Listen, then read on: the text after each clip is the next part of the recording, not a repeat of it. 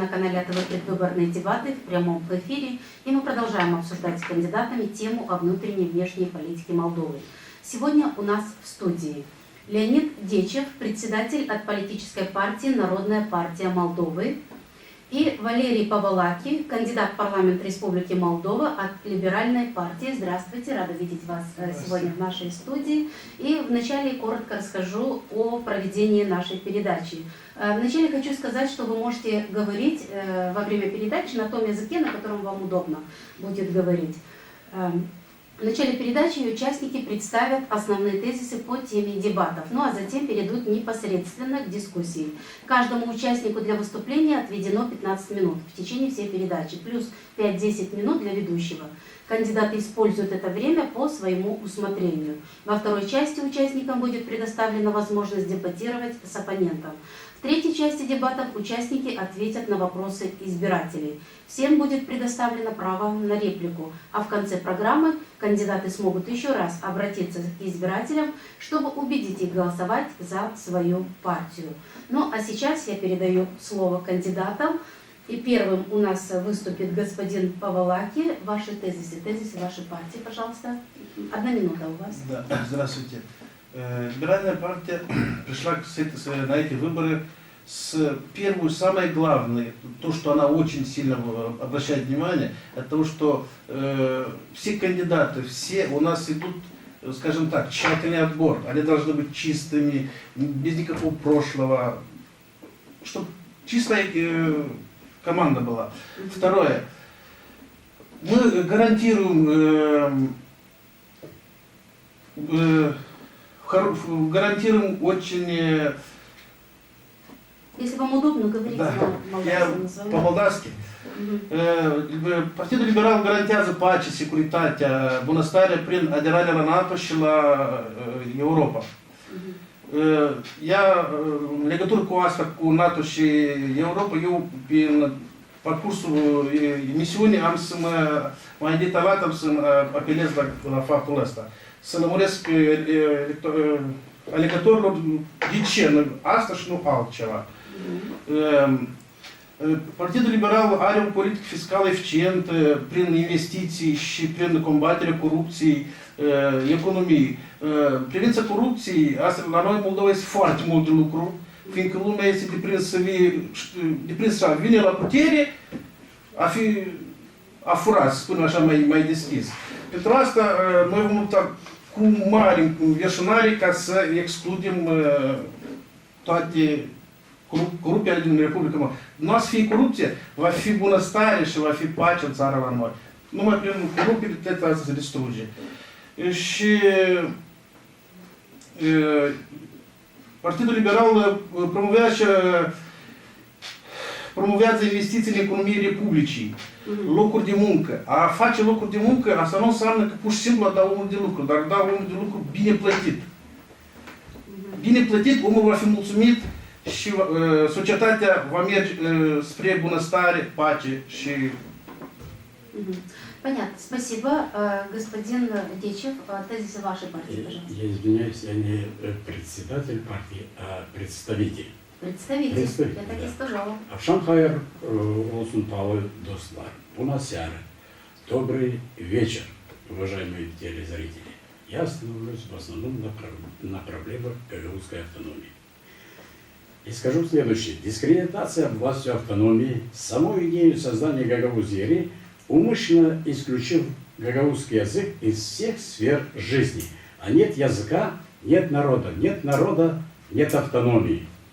Снять процентный барьер по выборам в парламент Республики Молдова, чтобы исключить шаровые проценты партиям, снять депутатскую неприкосновенность во всех уровнях власти, сократить количество депутатов парламента Республики Молдова до 51, сократить число депутатов Народного собрания до 17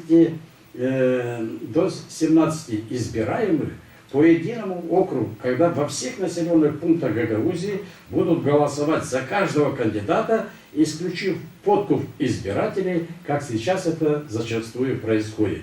Сократить на 90% громоздкий аппарат исполкома. К примеру, строительства нет, а главное управление по строительству есть. Экономики нет, а главное управление экономики есть. Сельское хозяйство нет, а главное управление есть. Множество советников в Башкане есть, а автономии самой нет. Румынский лицей есть в Гагаузии, а гагаузского лицея нет. То есть власть сама, так сказать, румынизирует население, автономия отправляет педагогов на стажировку в Румынии. Господин Дечев, мы дальше продолжим во время дебатов, вы продолжите ваши тезисы говорить, а сейчас мы давайте перейдем уже непосредственно к дебатам. Как я говорила, в первой части вам отведено по 5 минут, но вы свое время регулируете по своему усмотрению. И ответьте мне, пожалуйста, на вот такой вопрос. Как вы оцениваете внутреннюю и внешнюю политику, проводимую властями Молдовы за эти 23 года? Ну, вы у нас первый, господин Павлаки, вам и отвечать. Я начну с внешней политики Республики Молдова. Я считаю, не то что я, наша партия вообще считает, что политика о вступлении в НАТО и вступлении в Европейский Союз – это правильное направление. Почему? Если взять по земле, да, идет давление с двух сверхдержав, это Россия и Америка, с Америкой, с Европейским Союзом. НАТО это очень, как бы вам объяснить, что очень хороший, как защитник, да.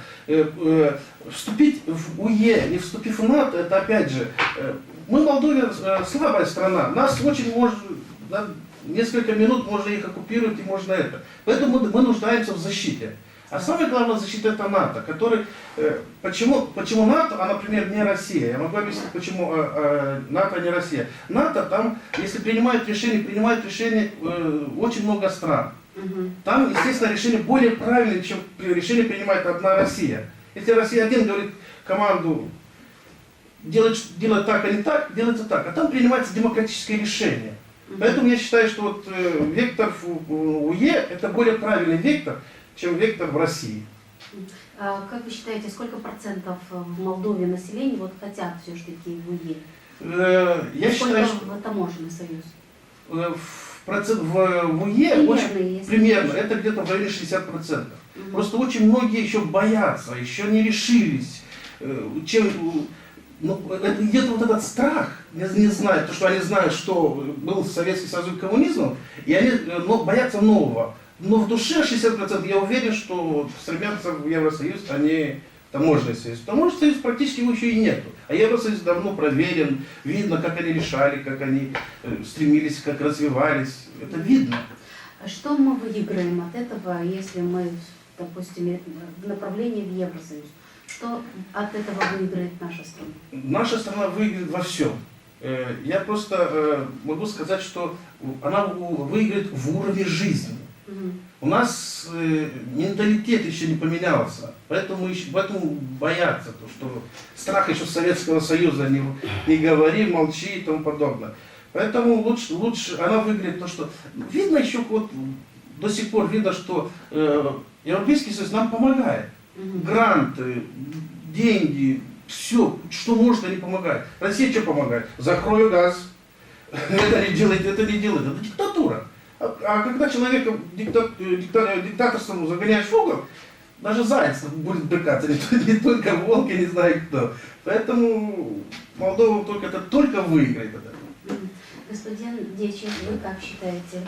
Я категорически не согласен с моим оппонентом в связи с тем, что Молдова, во-первых, никогда не может войти в НАТО, в связи с тем, что Молдова является нейтральным государством, согласно, я же не говорю свое мнение, согласно Конституции Республики Молдова, где четко, прямо написано, что Молдова является нейтральным государством и не может входить ни в какие блоки, а самостоятельно развиваться на благо своего народа. Более того, скажу, что НАТО – это воинствующая организация. Мы видели это на примере Югославии, где они бомбили. Мы видим весь этот африканский контингент, который сегодня люди страдают только из-за того, что НАТО бомбило там и так далее. Еле-еле Путин удержал, значит, от бомбежки Сирию там и так далее. Вот что НАТО дает, так сказать. НАТО ничего к хорошему не приведет, а только приведет к тому, что очередное государство, оно может потерять и свой суверенитет, и территориальную целостность. И вот что такое, так сказать, НАТО. А сами себя мы сможем защитить? Вот вы говорите, мы должны Значит, нейтральной страной. Молдова не воинствующая, будем так говорить, страна. Она ни с кем не собирается воевать. Ну, Боже понятно, упаси. Молдова понятно. А если вдруг... И к нам Дай Бог. никто не хочет, так сказать, не нападать. Нет таких, которые бы там что-то притязали. Другое дело, что армию фактически, значит, можно использовать на случай тяжелых, допустим, каких-то наводнений, там, значит, ураганов там, и так далее. Вот для чего, так сказать, Молдове фактически нужна армия, чтобы защищать людей. Что касается Европейского Союза, значит, я могу сказать следующее, что пока народ не определится, допустим, потому что на сегодняшний день, будем так говорить, где-то балансирует 60 на 45, там, или 50 на 50, там, значит, вот так вот где-то балансирует, кто за какой, будем так говорить, вектор развития. Да. Но мы полагаем, что если, когда проведем только общенациональный референдум, и народ выскажется то ли за таможенный союз, то ли за европейский, вот тогда мы можем говорить, что мы, да, в действительности за тот или иной вектор развития. Вот так бы я ответил бы на эти вопросы. Хорошо, вы считаете, что следует после выборов провести еще референдум? Значит, По внешней политике Молдовы. Для того, чтобы определиться, чтобы не кучка, допустим, той же 10 человек, так сказать, от либерально-демократической партии или там от Демпартии, там 20 человек, чтобы не кучка, так сказать, решала, а чтобы народ, потому что, значит, партии это высказывают, допустим, свои узкопартийные какие-то, так сказать, а если принимать решения на общенациональном уровне, так только через референдум всей страны, чтобы участвовал весь народ. И народ, если выскажется, тогда и политик не может, так сказать, высказаться, вот я за таможенный или я за европейский. Как народ скажет, так оно должно быть фактически.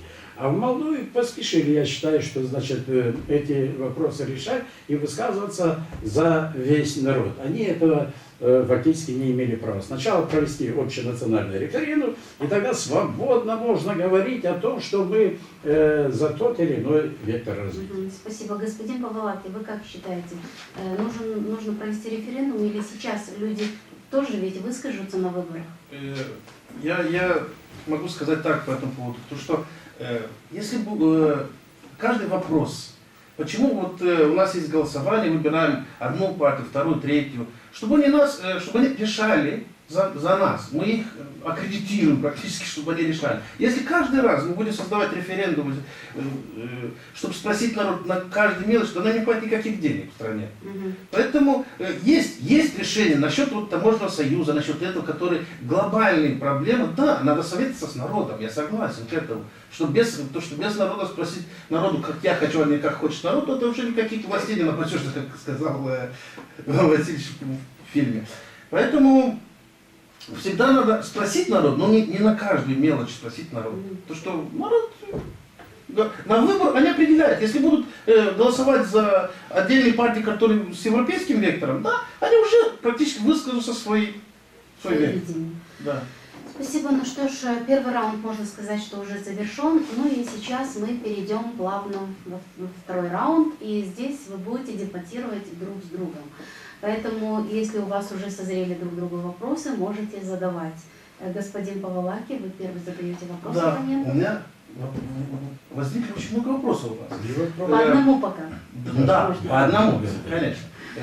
почему вот вы говорите, что вот НАТО это не тот блок, который нас будет защищать? Вы говорите, что они бомбили там Европу. Они не бомбили Европу, они бомбили бандитов, которые в той же там Сербии. То есть они не бомбили просто так. Там началась война. И пришло, и надо как-то какой-то порядок навести. Если все бандиты начнут там делить, вот эту страну делить, как они хотят, то, конечно, это очень плохо.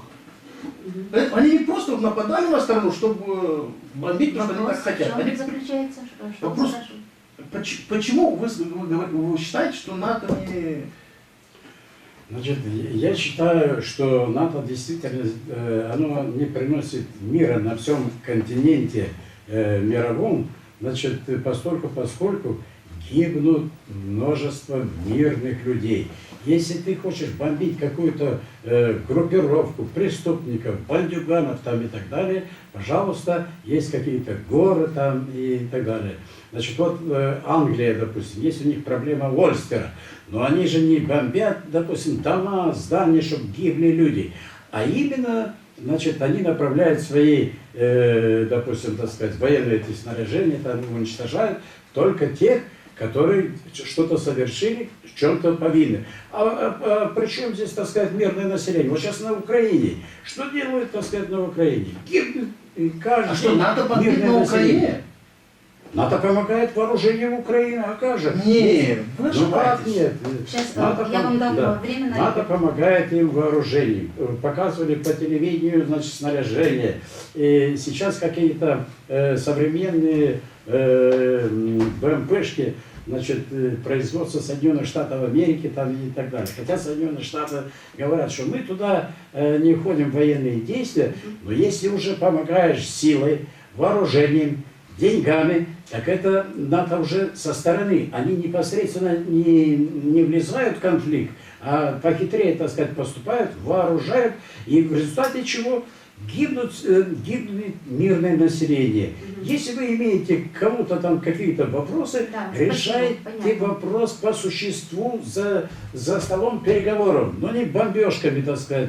Хватит этой силы. Вторая мировая война закончилась. Сейчас нужно налаживать жизнь. Вы смотрите, население влачит жалкое существование, а этим самым судьям повышают до 25 тысяч, вот существующая это либерально-демократическая партия, до 25 тысяч. Для чего? Для того, чтобы судьям повысить ставки взяток и чтобы их не осудили после того, как они провалятся на выборы. Значит, Спасибо. Спасибо. Понятный ответ. Если у вас есть реплика, вы Да, можете. НАТО там не помогает и не бомбит. То, что если поставить там натовский танк, то сразу видно, что это не тот танк. Но нигде мы не видели доказательств, что вот присутствует натовский танк там. Это во-первых. Во-вторых, если Америка поддержала, там давали вот эти пайки, давали бронежилеты, да, это они наоборот кормили этих солдат и дали возможность защищаться. Понимаете? Как бы здесь очень спорно сказать, что НАТО бомбит Украину. Доказательств у нас нету. А вот то, что русский танк есть, доказательств полно. Значит, если вы внимательно следите за телевидением, радио, в средствах массовой информации очень четко зафиксировали. Самолеты Соединенных Штатов Америки с опознавательными знаками, они не успели их уничтожить, значит, бомбили, значит, Украину там и... Не надо, это... Так, вы используете Да. свое время. Давайте будем говорить лучше о программах своих. Ну да. Сейчас, господин Дичев, ваш вопрос. Значит, у меня вопрос такого порядка. Справедливо ли повышать вот нынешним, так сказать, альянсом, повышать заработную плату судьям до 25 тысяч, тогда как население Молдовы, в основном я не беру те, которые получают пенсии по 30 тысяч, а в основном получают 500, 700 лей, влачат жалкое существование. Как же это можно, как подошли к этому вопросу так несправедливо? Полная несправедливость, так сказать, вы идите по селам пройдите, там уже население завтра, послезавтра, так сказать, не останется из-за таких, значит, этих самых. Пожалуйста. Я могу ответить. Потому что до сих пор у нас судьи у нас у них зарплаты были мизерные. 3000, 4, зависит от ранга и тому подобное. А разве можно этот судья справедливо решить за 3000?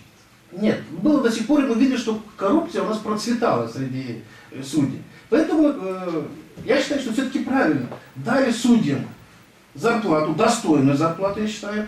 Но если споймают с коррупцией, то, естественно, будут отвечать по полной. Понимаете?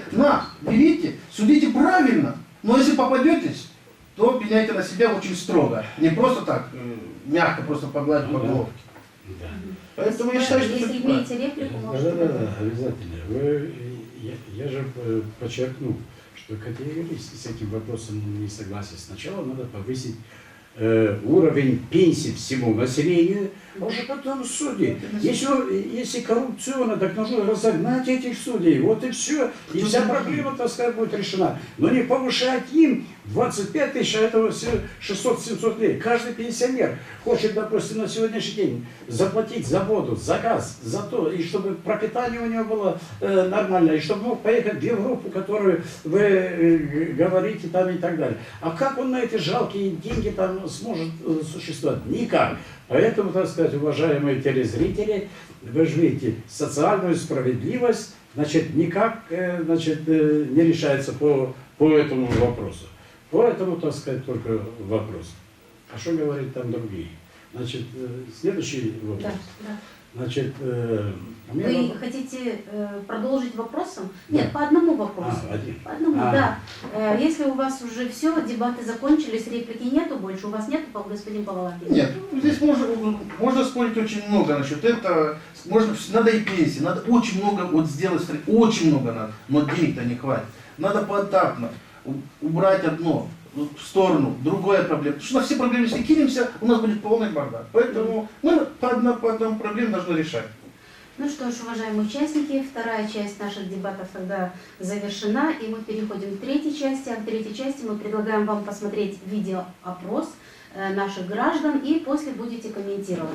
Смотрим опрос.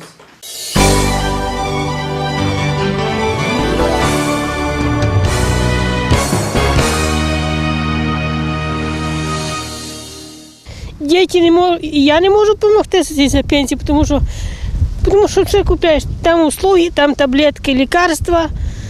Більше йде, а остається так, картошка, помідор навіть почти, що можна і не їсти, тому що дорогі такі, що та є така життя. Радуватися нечим.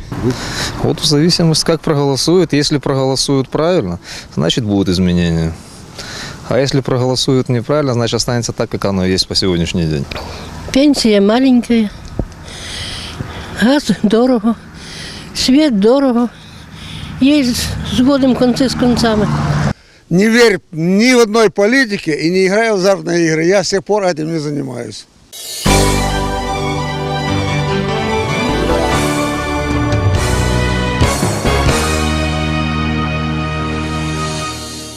Тоже таковы мнения наших граждан, уважаемые участники. Вы посмотрели видеоопрос. Как вы можете прокомментировать, господин Павлакин, ваше мнение? Я смотрел очень тщательно сейчас этот опрос, и примерно то, что я сказал, что должна быть чистая команда, без никакого прошлого. Отбор у нас идет строжайший, проверяется, внутренний нас проверяется. Потому что не каждый придет и скажет, я хочу быть в либеральной партии, и не проверяя его возьмут даже закрытым глазом. Нет, у нас есть четко, что мы за свою репутацию всегда следим, да, и отвечаем за свои слова. И поэтому насчет рабочих мест, то, что я сказал, не то, что просто рабочие места, а только высокооплачиваемые рабочие места. Как их создавать? Вот в ваших программах наверняка предусмотрено, как вы будете создавать рабочие места. Создавать рабочие места инвеститоры с Европы, которые открывают здесь фабрики, вот консервные фабрики открываются. Это создаются рабочие места, экономически свободные зоны. Это открывание рабочих мест. И очень нормальные деньги, там платятся очень хорошие деньги. А взять по-другому, это создать просто какой-то с российской стороны, разве есть какие-то инвестиции, чтобы создать рабочие места? Мы не видим. Даже у нас, конечно, на авиазаводе, который я понял, что Россия относится, там мизер платят людям, и люди убегают оттуда, не работают. Поэтому вот то, что приходит с Европы, даже я могу сказать, что вот мои братья и сестры все в Европе работали.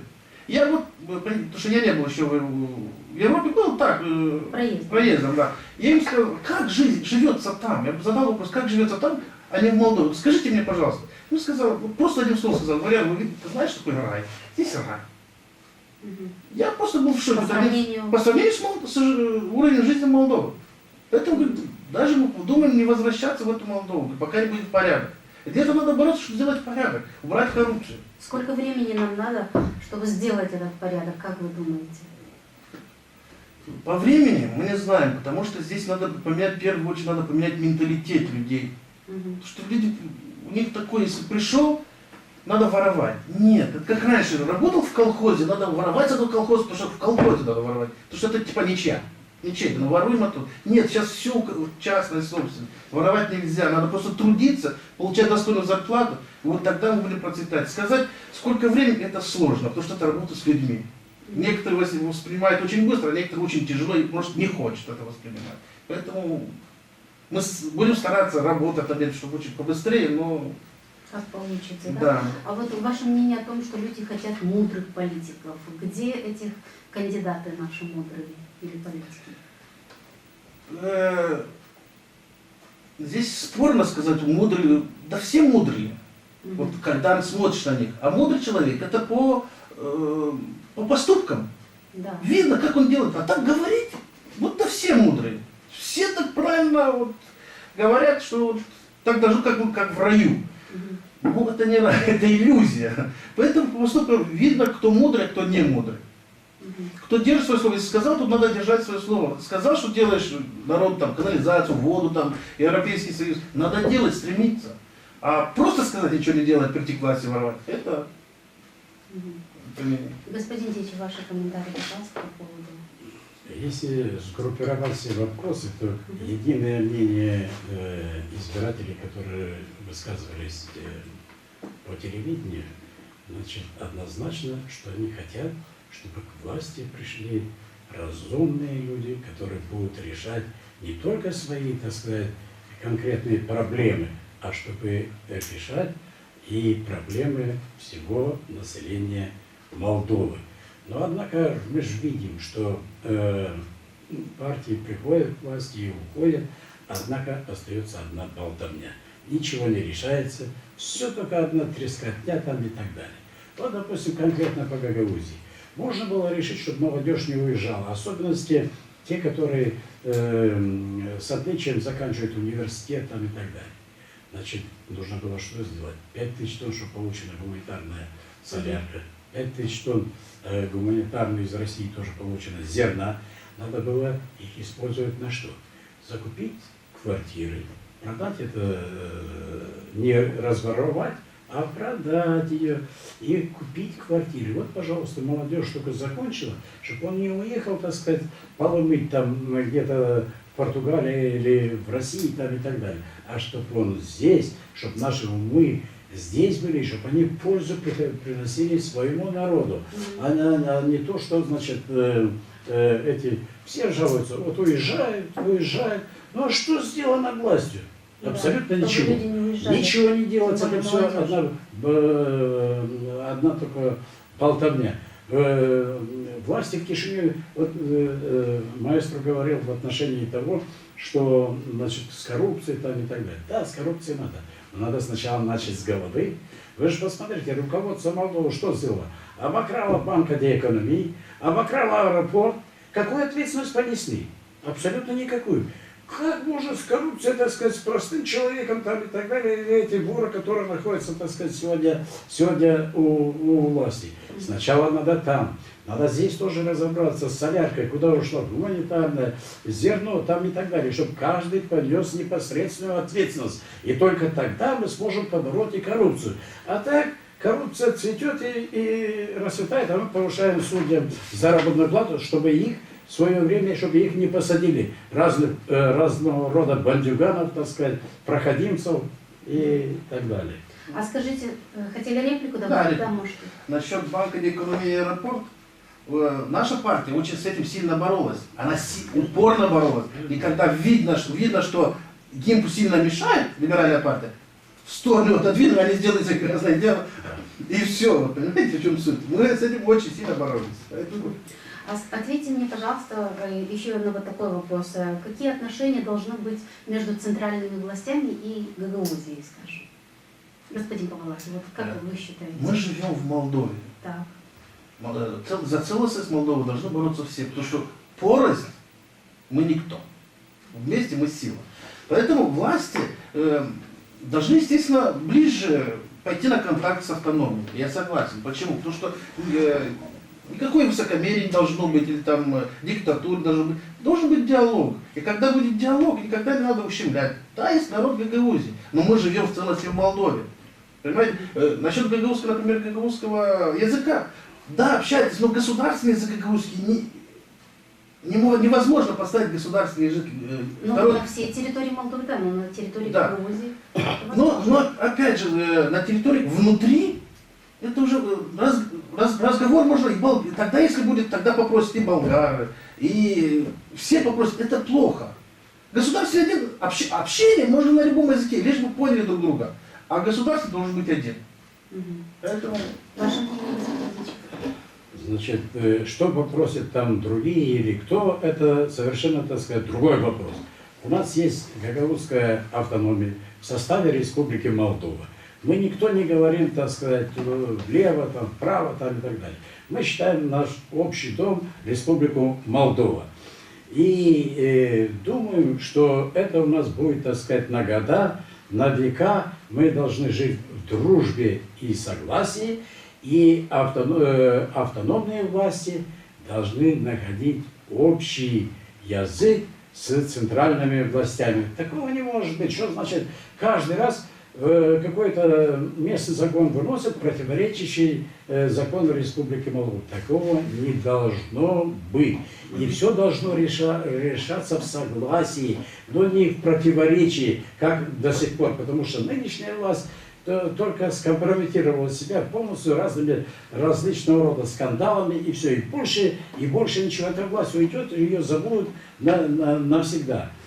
Более того, что в связи с тем, что предоставлена мне возможность, значит, еще сказать, значит, в связи с признанием ЮНЕСКО гагаузский язык вымирающим, в условиях отсутствия реальной программы развития гагаузской автономии, сегодня подмененной властью по форме и содержанию, что дискредитирует эту власть и саму идею создания гагаузской автономии. Поэтому до настоящего времени не приняты меры по функционированию гагаузского языка в государственной социальной сфере. Не создаются дошкольные учреждения и школьные учреждения на родном языке. И что они умышленно это делают, создают условия для ликвидации гагаузской автономии. Кто это делает? Руководство Гагаузии нынешнее, которое уходит завтра, послезавтра там и так далее. Вместо того, что они говорят, мы так болеем за Гагаузию, мы так болеем Гагаузию, а для того, чтобы, если вы болеете Гагаузию, нужно было башкирские выборы приурочить к выборам в парламент Республики Молдова. Эти выборы были бесплатными для Гагаузии. Вот вклад, так сказать, есть возможность там и так далее. Но нет же, так сказать, это не делается умышленно, чтобы еще 3 месяца до марта там эти уже недееспособные, допустим, так сказать, власть. Но они продолжают существовать там и так далее. Вот, получать зарплаты. Как? И получать зарплаты. И получать зарплаты. Эти же люди страдают от этого. А наоборот, так сказать, решить вопрос, досрочные эти выборы, и все нормально решается. Он в Италии за полгода 2-3 правительства меняется. Все нормально, слушайте. Ничего, ни землетрясений не бывает. Все нормально. А гагаузский язык, вы же понимаете, гагаузская автономия создана для чего? Для развития гагаузского языка и культуры. Значит, языка нету, культуры нет. А что есть? Есть только громоздкие, никому не нужны такие структуры. Мы же не создавали автономию для формузала и круга его друзей и любителей, так сказать, формузала, а создавали для народа. Для народа. Но и, к сведению, Ни одно правительство предыдущее не спросило у этого фонда, а что делаете с гагаузским языком, а что делаете, почему нету школ. Да завтра, послезавтра придут в Кишинев более радикальные силы, и они скажут, ну что, вы же посмотрите, ничего у них нету. У них только есть требования. А какие требования?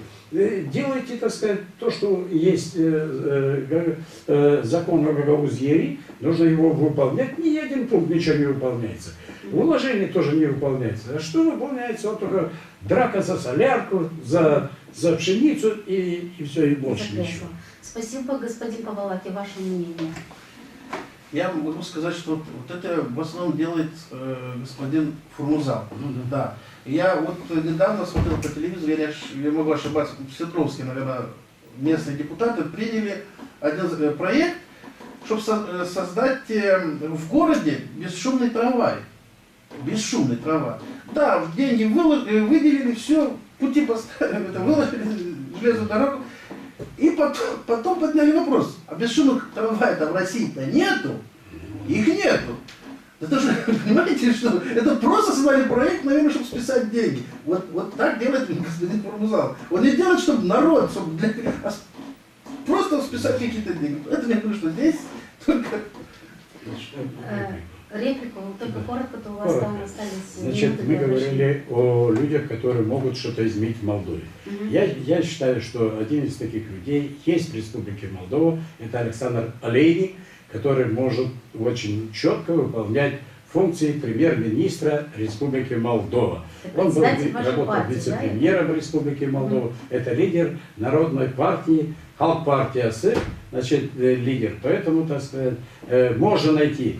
А не различного рода те, которые, так сказать, побывали в одной партии, второй, третьей и так далее, и потом, значит, приходят к руководству и все такое, и ничего не решается. Спасибо. Господин Павалаки, что в вашей партии предусмотрено для развития страны? Для развития страны, в первую очередь, у нас очень большое внимание мы обращаем, что у нас чтобы был чистый премьер-министр в стране. А премьер-министр в стране может только один, это Дорин Кертуака.